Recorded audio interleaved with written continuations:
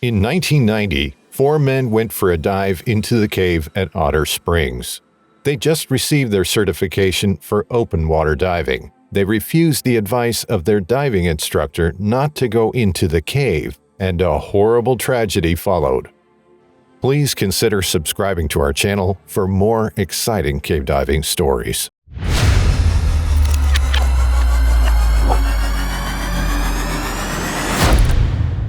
Otter Springs is a second-magnitude spring located west of Trenton along the Suwannee River, Florida.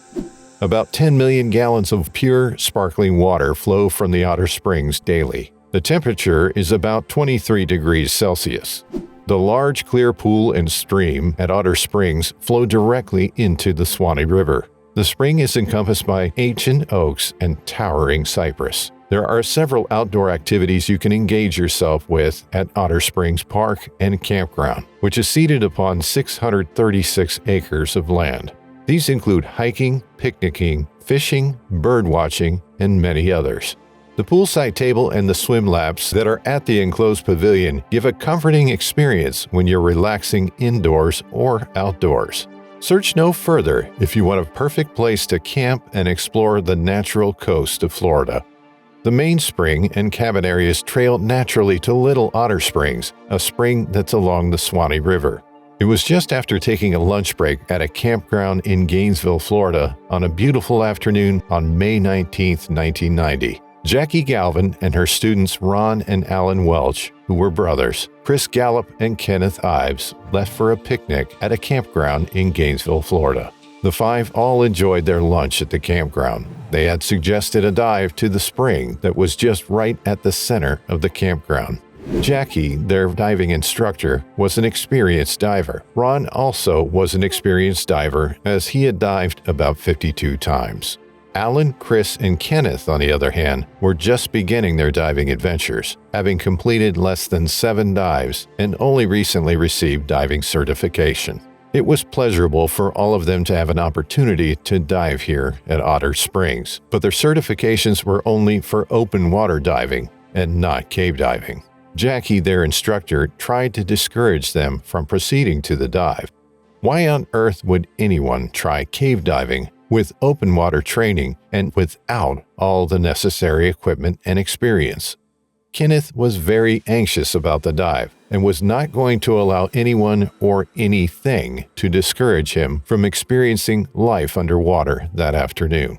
All his friends persuaded him not to go, but he just wouldn't listen. As a result, they all left and began diving into the 40-foot cave without the permission of their instructor. Others had followed in case Kenneth needed help down there. They didn't have a spare set of tanks, no rescue line, just a willing heart and a little diving equipment.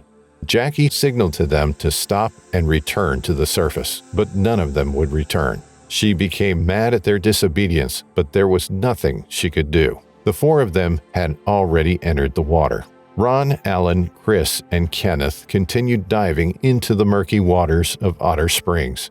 Before long, they lost their way into the caves due to impaired visibility due to silting up the water.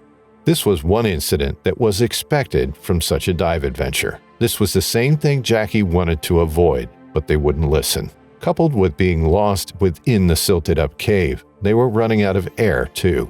Their oxygen gauge was now reading 0. Alan and Chris had lost contact with Kenneth in the cave. They also began to find their way, but to no avail. They both began buddy breathing. When they discovered that they were running out of air, they decided to move to the top of the cave. They were able to get some air here, and they stayed in this indentation in the ceiling. Ron, on the other hand, was lost in the mud. He was more experienced than the other 3. That was an advantage to him, so he was able to navigate through the mud. He activated his purge valve, which is diving equipment that can be used to clear the water out of breathing tubes. Then Ron found his way to the surface. On getting to the surface, he met Jackie, their instructor, who was both furious and in a panic at what might befall them within the cave. They were lost and were yet to find their way back to the surface. Ron, who had thought he was the last to come out, asked the instructor, but to his greatest surprise, he was told he was the first to make it out. Ron knew something must have gone wrong. Ron knew what difficulties he had to pass through to get out of the cave, though he had some experience. What would those inexperienced divers do to manage themselves to get to the surface? Only a rescue could help them. Jackie wanted to get into the water, but that would be a wrong and dangerous decision to make. She had an empty air cylinder, there was no rescue line, and her suit didn't have helmet lights. With all these limitations, a successful rescue operation could not be carried out from her end. Fortunately for them, there was at the picnic ground a well-experienced cave diver, an expert, Woody Jasper, Vice President of Operations for Continental Water in Gainesville, had just been at the park for a company picnic. Bob Weeks, an experienced cave diver, was also at the picnic. When he saw them panicking at the surface, he moved closer and discovered that they had 3 inexperienced divers down there in the water. He asked Ron and Jackie on the surface if those in the water had full diving gear or were certified cave divers, but the answers he got were negative. He knew that another tragedy was right at the door if nothing was done immediately. He ran to the picnic ground to fetch Woody Jasper. Bob quickly explained the situation at the cave site to him, that some divers were trapped in there and needed help right away. He told others at the picnic to call 911 as he sped to his truck, got his suit, and made his way quickly to the water. Each of the tanks Ron, Alan, Chris, and Kenneth had initially carried into the cave could contain 40 gallons of compressed air that could last them for 1 hour. But whenever a diver is anxious, he will hyperventilate. Hyperventilation simply means rapid or deep breathing, which occurs as a result of anxiety or panic. This will certainly make him consume more air than normal. Jasper knew they had to do something quickly. It had been 1 hour since they had been running up and down looking for help. The bubbles they had been seeing within the cave had stopped. That was a pointer to them that those guys had drowned. Jackie knew this. 10 years before this incident, Jasper had mapped this cave on one of his explorations. He knew what was inside, a safety tunnel and an air pocket near it. He entered the water and dove into the tunnel. He discovered that they all had their tanks and masks on the floor. When the 25-year-old Alan was found on the ceiling, he was quickly revived and pulled out. He was brought back to the surface. His 2 lungs had collapsed. Kathy and those on the surface began to perform CPR on him. They flushed out the water from his system, and he began to breathe. Jasper had returned to the water in search of the remaining 2 divers. He found Chris close to the place he had found Alan. He used his purge valve to revive him too. He was still very much conscious. Jasper held his hands, and they came out together to the surface. They started conducting CPR for him at the surface too. Jasper returned to the cave in search of the last man, Kenneth. He continued searching for another hour before he found him at the bottom, about 80 feet away from the place he found his friends.